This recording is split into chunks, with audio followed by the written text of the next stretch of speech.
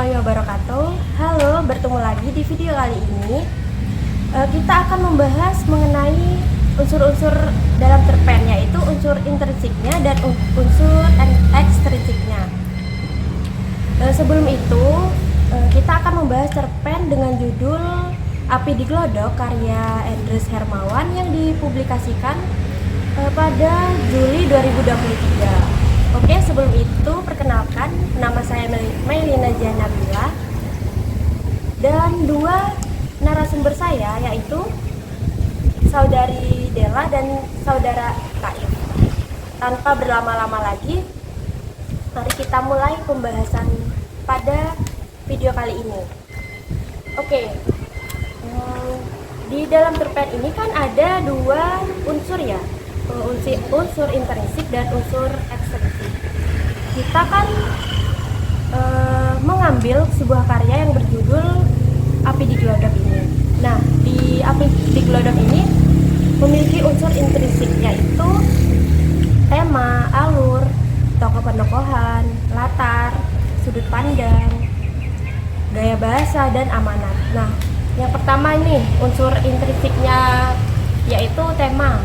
Tema dalam karya ini kira-kira apa ya, saudara?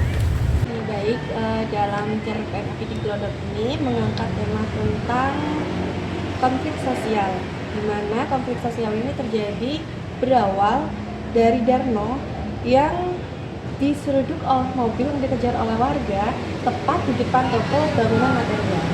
Jadi dari situ konfliknya mulai muncul. Dari situ mulai yang Darno ini dipengaruhi oleh pria yang bertubuh dan sehingga Darno itu mengikuti merusuh di toko material bangunan itu. Jadi di karya ini mengangkat tema konflik sosial begitu ya? Iya, benar sekali. Dikarenakan si Darmo ini ikut merusuh. Ya. Oke.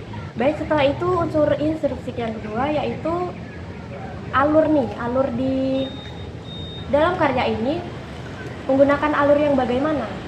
Ya, karya cerpen Api di Glodok ini menggunakan alur maju karena menggambarkan cerita secara runtuh dari awal hingga akhir, yaitu pada saat Darno keluar dari gang dan di stop oleh Bejo. Nah, dari situ hingga akhirnya yaitu Darno terperangkap dalam kobaran api. Itu kan dari awal menceritakan dengan Darno yang keluar dari gang, terus Darno yang ke tempat demonstrasi, terus pindah ke pasar bensin, dan terakhir Darno di toko bangunan material. Jadi alurnya maju. Baik, berarti tokoh dan penokohan di karya ini ada berapa tokoh nih dalam karya ini? Karya ini terdapat 3 tokoh. Yang pertama itu ada Darno, penjual bakso. Yang kedua itu ada Bejo, penjual es, yaitu temannya Darno. Dan yang ketiga ini pria berbadan tegap. Nah, si Darno sendiri itu memiliki sifat yang keras kepala. Terbukti pada saat Darno akan keluar berjalan untuk berjualan, tepat di depan gangnya dia itu diberhentikan oleh si Bejo, temannya. Dia diberhentikan untuk jangan berjualan karena pada saat itu ada demonstrasi yang tidak biasa dari biasanya. Nah, dibuktikan dengan kutipan cerpennya itu, wah paling demo-demo seperti biasa, jualan kita pasti cepat ludes. Dari situ kan Darno keras kepala banget ya. Terus yang kedua itu sifat dari Darno itu dia itu mudah terpengaruh. Buktinya dia itu mudah terpengaruh oleh pria yang berbadan tegap pada saat di depan toko material bangunan. Nah, Darno itu terpengaruh ikut membakar mobil dan motor yang terparkir di jalan tanpa peduli itu milik siapa. Nah, sedangkan tokoh yang kedua ini ada Bejo, temannya si Darno. Bejo ini memiliki sifat yang baik karena dia masih memperingati Darno untuk tidak berjualan karena ada demonstrasi pada hari itu. Sedangkan tokoh yang ketiga itu ada pria berbadan tegap. Pria berbadan tegap ini tidak menyertai namanya pada cerita tersebut, akan tetapi sifatnya itu memiliki sifatnya memprovokasi. Buktinya dia itu memprovokasi si Darno agar si Darno itu mengikuti apa yang diarahkan oleh si pria bertubuh tegap ini. Dibuktikan juga dengan kutipan cerpennya. Ayo bangun, balaskan dendam karena gerobakmu sudah dihancurkan. Merekalah yang selama ini sudah merampok kita. Saatnya rakyat mengambil miliknya kembali. Jadi ya ada 3 tokoh dalam cerpen tersebut. Baik, berarti si Darmo ini memiliki sifat yang keras kepala gitu ya. Benar. Nah, dan temannya ini memiliki sifat baik hati. Dan si tokoh yang satunya ini berbadan tegap ini memiliki sikap yang suka memprovokasi begitu ya. Benar. Baik, untuk unsur intrinsik. Baik, untuk unsur intrinsik yang keempat itu adalah latar. Nah, kira-kira di dalam karya sastra cerpen ini latarnya itu bagaimana ya? Kebetulan di dalam cerpen Api di Glodok ini menggunakan 3 latar, yaitu latar tempat, waktu, dan suasana. Latar tempatnya itu ada 2 dalam cerpen tersebut, yaitu waktu siang hari dan subuh. Nah, waktu subuh itu dibuktikan dengan kutipan cerpen. Itu saat subuh orang-orang menyebutnya itu sebagai pertanda buruk. Sedangkan yang siang hari itu dibuktikan dengan kutipan cerpen udara terus merambat dan panas. Nah, yang selanjutnya itu ada latar tempat, di mana terdapat 3 tempat dalam cerpen tersebut. Yang pertama itu ada mulut gang tempat tinggalnya. Ada kutipan cerpennya, yaitu saat sampai di mulut gang, Darno bertemu temannya yang pernah berdiri di pinggir jalan, yaitu pada saat yang awal saya jelaskan, Darno bertemu dengan si Bejo. Nah, yang latar tempat yang kedua itu ada pasar Bawil. Pada saat itu setelah Darno dari tempat demonstrasi karena sepi, dia berjalan terus menuju ke pasar Bawil. Dibuktikan dengan kutipannya setelah itu dia melanjutkan perjalanan ke pasar Bawil. Nah, latar tempat yang ketiga ini ada toko material bangunan. Terbukti pada saat konflik itu dimulai di toko material bangunan. Selain latar tempat, juga terdapat latar suasana. Yang pertama itu ada suasana genting.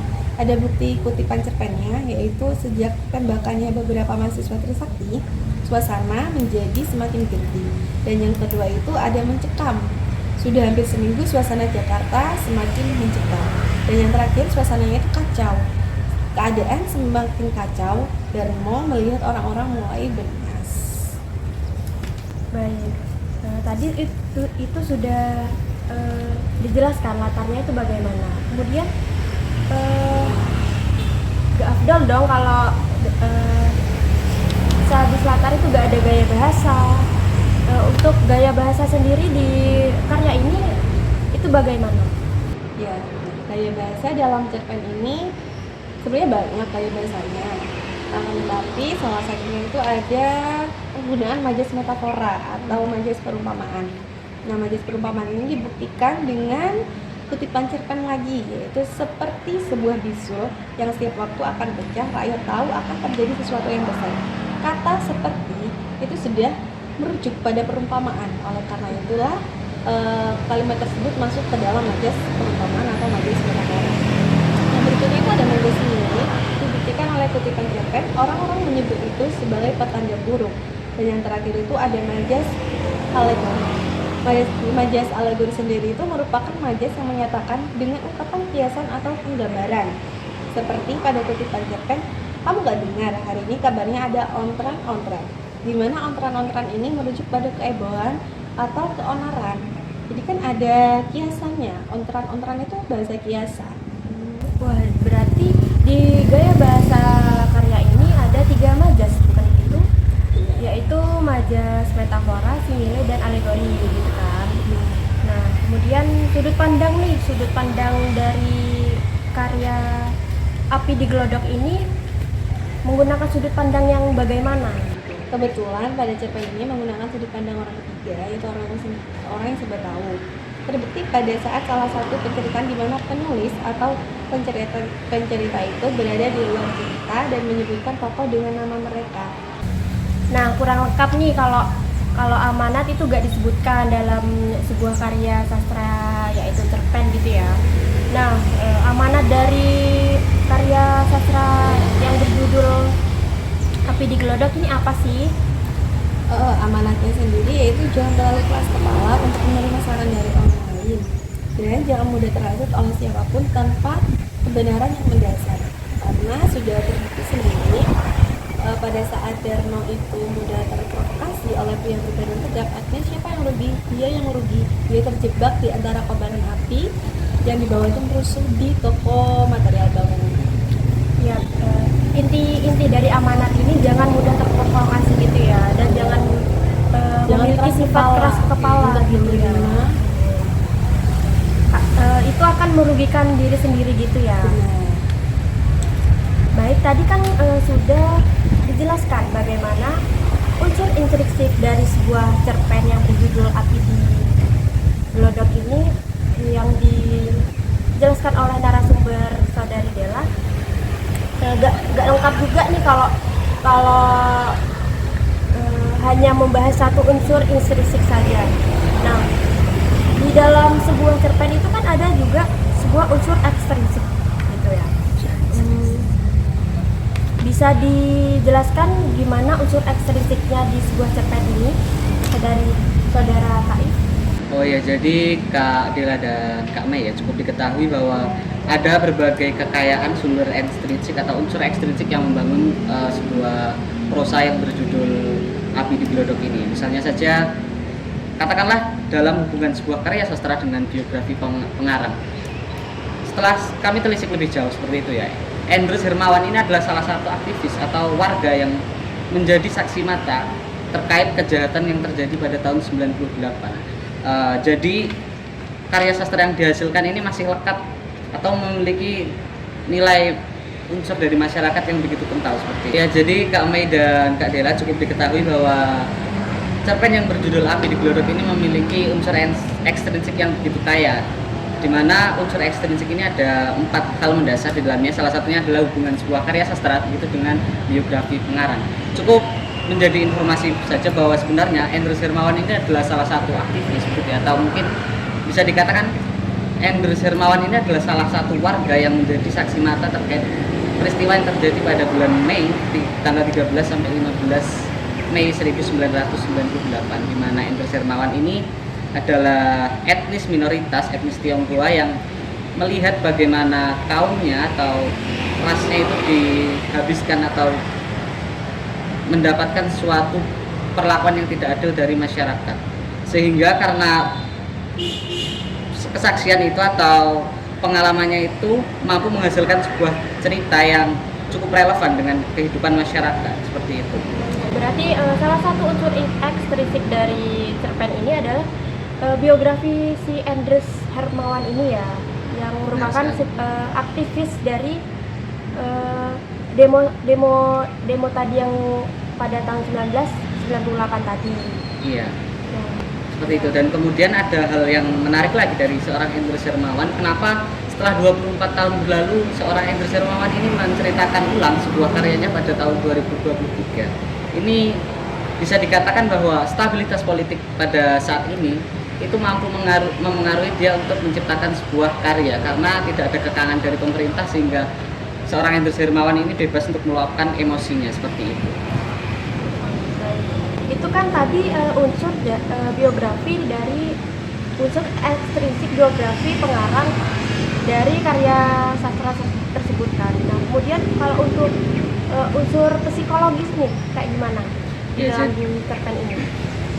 Kemudian ada pun dari unsur psikologisnya ya, sehingga seorang Endrus Hermawan ini mampu menghasilkan sebuah karya atau keterkaitan psikologinya dengan karya sastra dapat dilihat karena Endrus Hermawan ini adalah seorang yang menjadi korban, bisa dikatakan seperti itu. Jadi Endrus Hermawan ini memiliki sejarah atau luka batin yang masih membekas, sehingga dia mampu mengutarakan sebuah karya-karya yang relevan dengan kehidupan kita karena kemampuan itu, sehingga Endrus Hermawan ini memberikan penokohan yang konkret dengan kehidupan masyarakat. Kegelisahan moral ini digambarkan dalam tokoh yang bernama Bejo dan Darno yang mendapatkan provokasi dari masyarakat untuk menganiaya. Nah, ini juga saya menduga bahwa penokohan ini dikarenakan fakta yang ada pada tahun itu, di mana banyak sekali warga yang tidak menahu tentang apa-apa, tapi dia itu dikambing hitamkan untuk menganiaya antar etnis seperti itu. Pada saat itu sangat mencekam sekali ya keadaan pada saat itu gitu, sehingga mempengaruhi psikologis seorang Endrus Hermawan ini dalam membuat suatu karya cerpen gitu ya. Ya, kegelisahan moralnya itu juga yang kemudian turut membuat dia mengutarakan karyanya. Dia sepertinya Henders Hermawan ini memiliki hutang untuk menyuarakan apa yang tengah terjadi pada masyarakat, khusus pada masyarakat pembaca sastra seperti itu. Nah, selain psikologis nih, di cerpen ini membahas tentang kondisi masyarakat pada saat itu tuh bagaimana ya? Apa kondisi masyarakat ini tertekan atau meluapkan hatinya itu dengan demo atau gimana gitu? Jika kita dalam menganalisis sebuah cerita pendek misalnya, kenapa seorang Henders Hermawan ini mampu menghasilkan sebuah karya, maka kita harus menelisik secara dua persimpangan jalur, yakni bagaimana kondisi masyarakat yang digambarkannya pada waktu itu dan kondisi masyarakat Henders Hermawan pada masa kini, seperti itu Kak. Jadi memang benar sekali pada kondisi masyarakat saat itu pada tahun 1998 ini terjadi berbagai pergejolakan, entah itu di bidang politik, ekonomi, sosial, dan lain sebagainya, termasuk salah satu yang paling fatal adalah kerusuhan yang terjadi di Glodok di Jakarta Barat, seperti itu. Dan karena ia terlibat langsung, maka dia merekam dari karya ini merekam sebuah fenomena ketimpangan ekonomi. Misalnya saja dalam tokoh penjual bakso misalnya. Nah, di situ kan seorang hanya untuk memenuhi sebuah kebutuhan pokoknya saja ia harus berela mati-matian untuk menghalalkan sebuah aktivitas yang menantang nyawanya. Nah, itu kan sebenarnya juga itu bentuk cerminan di mana sebenarnya Henders Hermawan itu merekam atau mereka ulang tentang kehidupan masyarakat saat itu. Kemudian bagaimana seorang yang bertubuh kekar tadi dilukiskan oleh saudari Della. Sebenarnya saya merasa itu adalah ada pesan terselubung dari seorang penulis, di mana pada waktu-waktu krisis itu banyak sekali provokator atau orang-orang misterius yang sengaja mungkin diberikan oleh seorang pemerintah untuk menghasut masyarakat agar tidak terjadi kestabilan dalam bernegara, seperti itu. Kemudian ketika kondisi masyarakatnya saat ini, Henders Hermawan ini adalah tinggal di kota besar, sehingga kota besar itu mampu memengaruhi karya yang dihasilkan. Jika ditelisik lagi, selain pemilihan gaya bahasa dan lain sebagainya ya, Henders Hermawan ini dalam mengungkapkan katanya begitu lugu dan pemilihan diksi katanya itu sangat menggambarkan kehidupan kota Jakarta. Misalnya pemilihan kata dalam kutipan, hari ini nggak jalan Jo, hari ini aku nggak berani jualan. Nah, pemilihan kata itu kan kata-kata yang sangat erat dengan kehidupan masyarakat besar, kota besar seperti itu. Mungkin itu adalah kondisi karya sastra atau hubungan karya sastra dengan kondisi masyarakat yang membentuk seorang Henders Hermawan. Nah, menurut saudara Taif nih, yang unsur ekstrinsik yang terakhir di dalam cerpen ini ada apa?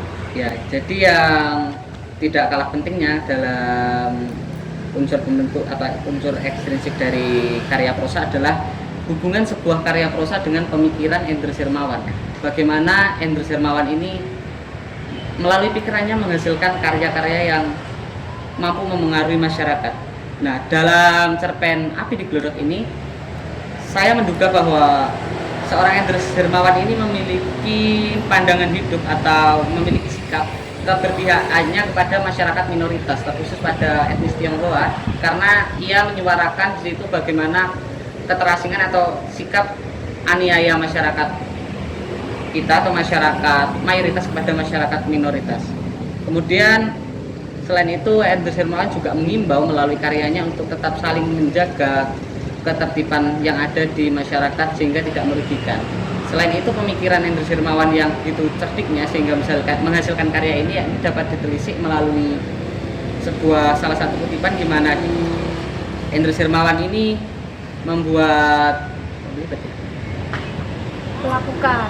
Henders Hermawan ini melakukan pemilihan kata yang mudah diterima oleh masyarakat atau mudah diterima oleh masyarakat awam.